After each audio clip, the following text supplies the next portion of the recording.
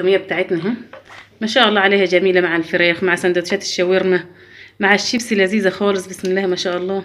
لو حابين يا حبايبي القوام بتاعها يبقى اخف من كده شويه، ضيفي حبه ميه مع حبه زيت. حبايبي الحلوين السلام عليكم، ورجعت لكم تاني في فيديو جديد من مطبخ ماما الاقتصادي. ان شاء الله يا حبايبي النهارده هنعمل حاجه سهله وبسيطه وحلوه، يعني في الاستخدام وفي الاكل وكده. ان شاء الله يا حبايبي النهارده هنعمل مع بعض التوميه السوري، بتتعمل في المحلات وفي المطاعم وكده، وبنشتريها دايما جاهزه يعني. فانا صراحه اكلتها مره من مطعم فحبيتها بصراحه، جيت عملتها لوحدي كده فلقيت طعمها حلو جميل، وحاجه مش مكلفه ورخيصه في البيت كمان، فحبيت ان انا اعملها مع حبايبي النهارده على القناه. تعالوا نعملها المره التانية في البيت مع بعضنا يا حبايبي، بس والله نجحت من اول مره ما شاء الله عليها يعني، حلوه خالص وكمان موفره جدا. يعني مش غاليه زي ما بنشتريها من بره، بنشتريها من بره جزازه كده يعني 250 جرام ب 12 جنيه، فيعني هنا مش هتكلف معانا حتى 3 جنيه ولا 4 جنيه. تعالوا حبايبي نشوف الخطوات، اول الخطوات ايه والمقادير ايه.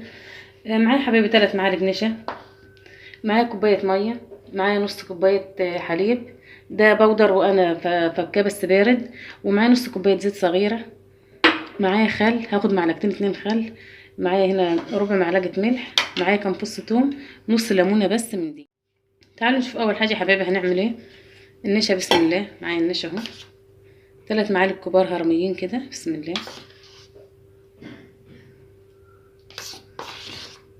بالشكل ده كده. هضيف عليهم كوبايه الميه بسم الله، ده على البارد يا حبايبي، لسه انا مش هرفعه على النار دلوقتي غير لما ادوب النشا خالص، ما يبقاش فيه اي تكتلات ولا اي كلاكيع معايا، علشان لما ارفعه على النار ما يكلكحش مني كده. ده يا حبايبي النشا تماما معاهم. ممكن تستعمل المضرب اليدوي مش الاسباتيولا، يدوبوا معاك اسرع، يدوبوا النشا اسرع. هرفع يا حبايبي الحله دي على النار، على نار هاديه خالص بسم الله الرحمن الرحيم، بالشكل ده كده. مع التقليب المستمر مش هسيبها خالص لغايه ما تستوي معايا النشا، زي المهلبيه العاديه خالص بس بدون سكر بدون حليب بدون اي حاجه، ميه بس مع النشا. لازم يا حبايبي التقليب المستمر، ما اسيبش النشا بتاعتي على النار واروح في حته عشان ما تشطش مني.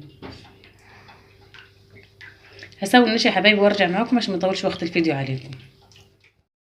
بدا النشا يا حبايبي يستوي معايا اهو،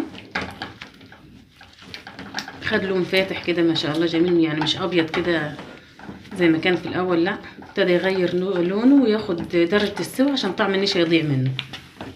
يعني هنطبخه على النار حوالي دقيقتين بالشكل ده كده.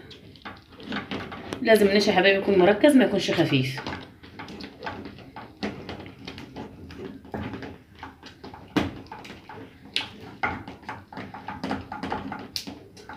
خلاص كده هرفع النشا عن النار بسم الله. طبعا حبايبي هسيب النشا لما يبرد خالص علشان نعرف نستخدمه بعد كده، يعني هسيبه حوالي 10 دقايق، احنا دلوقتي الجو شتاء فهسيبه حوالي 10 دقايق لغايه ما يبرد بس معايا ويبقى ساقع خالص. على ما يبرد يا حبايبي النشا بتاعنا هفرم الثوم، مش هنزل الثوم في الخلاط سليم زي ما هو كده، لا حرصا لاحسن يفضل معايا قطع في الخلاط يعني. فهفرم الثوم يا حبايبي ونبدا نحط المواد السائله في الخلاط كلها ونشتغل مع بعض نشوف هنعمل ايه. بسم الله الرحمن الرحيم. هضيف الحليب بسم الله، وفرمت الثوم يا حبايبي مع الملح اهوت بسم الله، وهاخد كمان عصرة الليمون بسم الله بس كده، ومقدار معلقتين خل بسم الله بس كده. هضرب المواد السائلة دي يا حبايبي مع بعض بسم الله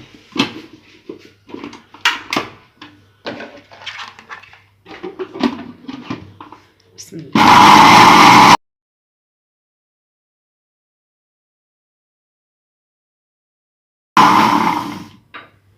تعالوا ننزل المهلبية يا حبايبي على المواد السائلة ديت بسم الله.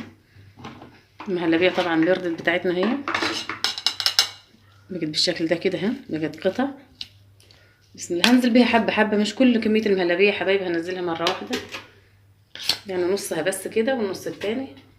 اخر حاجة هنضيف يا حبايبي الزيت بسم الله.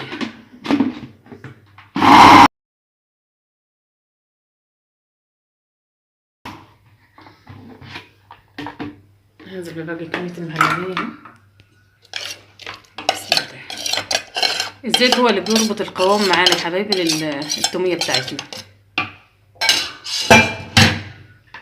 بسم الله الرحمن الرحيم. هنزل يا حبايبي بالزيت كده سرسوب، مش هنزل بيه مرة واحدة من فتحة الخلاط كده، وهنزل بالزيت بسم الله وانا شغالة.